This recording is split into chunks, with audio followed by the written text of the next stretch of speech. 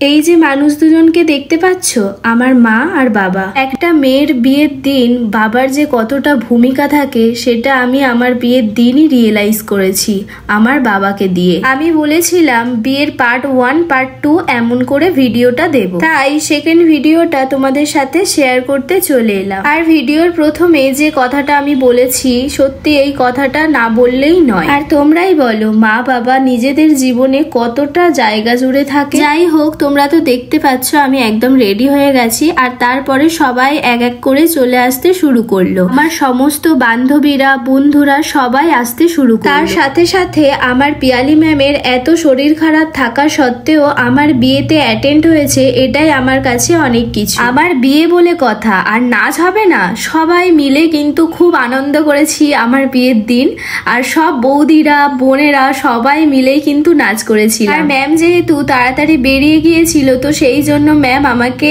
বলতে এসেছিল যে বেরিয়ে যাবে, তো টাটা করে বেরিয়ে পড়েছিল। আর তার কিছুক্ষণ পরেই বরযাত্রীর লোকজন চলে এসেছে তত্ত্ব নিয়ে। আর এদিকে তোমরা দেখতে পাচ্ছ বরমশাই কিন্তু চলে এসেছে, আর মুখে হাসি দেখেছো। বরযাত্রীর লোকজন তত্ত্ব নিয়ে সবাই ভিতরে যাচ্ছে, আর ও বসে রয়েছে গাড়িতে, কারণ শাশুড়ি মা তার মিষ্টি খাওয়াবে, বরণ করবে, তারপরে ও ভিতরে যাবে। আর সত্যি কথা বলছি, এই ভিডিওগুলো কিন্তু আমি আগে দেখিনি। এই ভিডিওটা এডিট করছি আর তখন দেখছি, আর ভীষণই হাসি পাচ্ছে আমার। আর এই ভিডিওটা আমি কাকে করতে দিয়েছিলাম আমার এই মুহূর্তে মনে নেই, তবে যে ভিডিও করেছে তাকে অনেক থ্যাংক ইউ। আর এদিকে তোমরা দেখতে পাচ্ছ বড় বড় গাল হা করে কিন্তু মিষ্টি খাচ্ছে শাশুড়ি মার হাতে। আর জানো তো ওর শাশুড়ি মা নাকি ওকে একটাই মিষ্টি খাইয়েছে, আর নাকি খাওয়াই। এটা আমাকে পরবর্তীকালে বলেছিল, কিন্তু তোমরাই দেখো তো কটা মিষ্টি খেয়েছে। শাশুড়ি মার হাতে মিষ্টি জল খাওয়া তো হয়ে গেছে, এবারে মা ওকে আঁচল দিয়ে মুখটা ভালো করে মুছিয়ে দিচ্ছে, এটা নাকি নিয়ম। যাই হোক,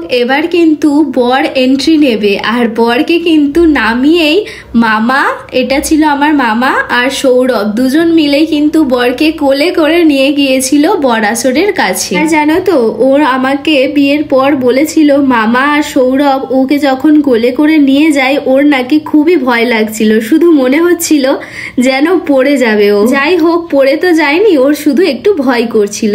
তো এদিকে দেখো বরাসরে মামা ওকে বসাতে এসেছে, তার কিছুক্ষণ পরেই নিয়ে গিয়েছিল ওকে বরণ করার জন্য সব ওরা মিলে। এবারে বিয়েতে বসবো, তো বিয়েতে বসার আগে নাকি মায়ের আঁচলে কনেকাঞ্জলি দিতে হয়। আর তারপরে আমি কিন্তু পিঁড়িতে বসেছিলাম, আর আমার পিঁড়িটা ধরেছিল সব জামাই বাবুরা, আমার দাদারা সবাই মিলেই কিন্তু ধরেছিল। আর জানো তো পিঁড়িতে যখন আমি বসেছিলাম আমার ভীষণই ভয় লাগছিল, শুধু মনে হচ্ছিল এই আমি পড়ে যাব।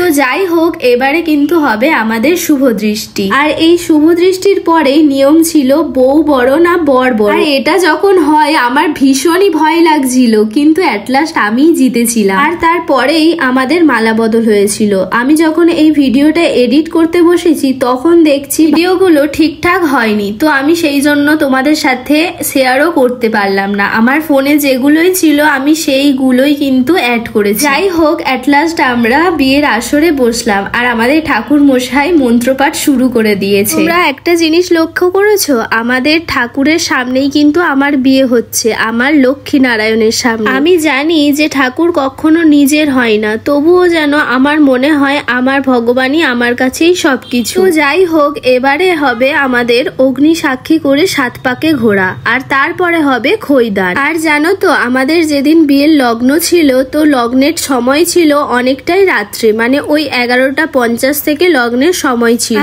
আর একটা কথা কি বলতো, আমাদের নিয়ম যে ঠাকুর মশাইয়ের বাড়িতে গিয়ে বিয়ের দিন নিরামিষই ভাত খেতে হয়।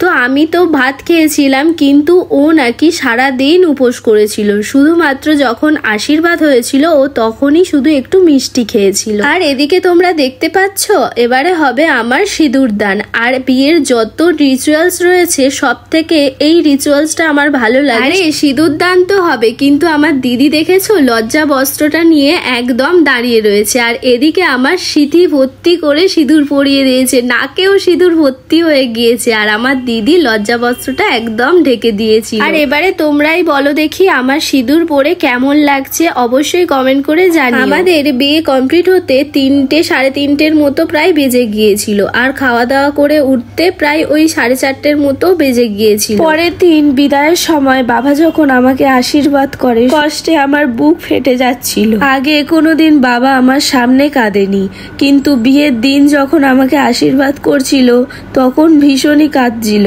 আর বিদায়ের সময় নাকি বাবা এত কাঁদছিল কেউ ধরে রাখতে পারছিল না, সেটা আমি পরে শুনেছিলাম। আচ্ছা তোমরাই বলো তো, মায়ের ঋণ কখনো শোধ করা যায়? কিন্তু এই নিয়মটা প্রতিটা মেয়েকেই মানতে হয়। যাই হোক, এবারে তো আমাদের বেরিয়ে পড়তে হবে। আর শুনেছি বিদায়ের নাকি একটা সময় থাকে, এই সময়ের মধ্যেই বেরিয়ে যেতে হয়। সেই জন্য আমাদের ভগবানকে প্রণাম করেই আমি কিন্তু বেরিয়ে পড়েছিলাম। আর আমাদের পাড়ায় যে ঠাকুর থানগুলো রয়েছে সেই ঠাকুর মন্দিরগুলোই কিন্তু প্রণাম করতে গিয়েছিলাম। যাই হোক, ভিডিওটা আর বেশি লং করব না। তো যে নতুন ভিডিওটা আসবে সেই ভিডিওটা রিসেপশনেরই ভিডিও হবে। তো ভিডিওটা এই পর্যন্তই রইল। তো সবাই ভালো থেকো, সুস্থ থেকো, সবাইকে টাটা।